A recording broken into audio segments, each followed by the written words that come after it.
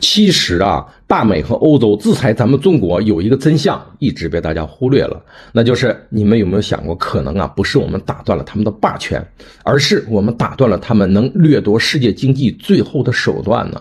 我是关之谈。朋友们，你们是否还记得几十年前一台外国程控交换机里面一个随随便便的散热铁片，它就敢要我们人民币2万，而现在它竟然是白送。一台当年欧洲产的盾构机的价格是今年国产盾构机的10倍以上啊，而欧美最开始生产的石墨烯，它竟然是今天国产石墨烯价格的10万倍以上。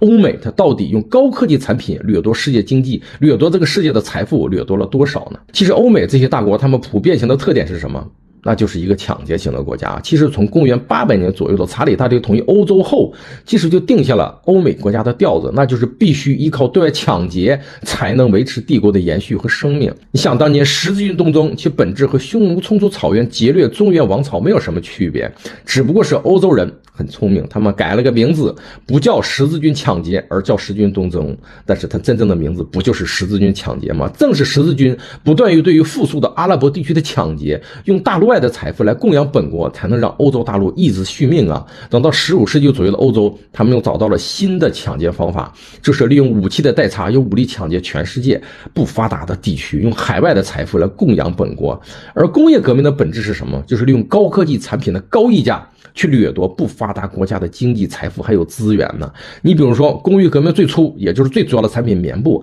它就是可以通过工业化可以实现比手工更高的产业、更高的利润，它去涌入殖民地，去掠夺当时殖民地的财富资源以及所有的社会财富，让当时的大英赚得盆满钵满。只不过那时的欧美，它是一手军事侵略，一手呢工业掠夺。工业掠夺的产品，它由最开始的棉布变成了各种的机械，然后各种电气产品，然后各种飞机，直到今天各种芯片软件。而我们国家也尝到过一架波音737去换11件衬衫的痛苦，它本质就是美国用高科技产品掠夺不发达国家的资源呢。而欧美呢，对于世界的掠夺从未停止过，只不过产品的内容方式形式一直在变。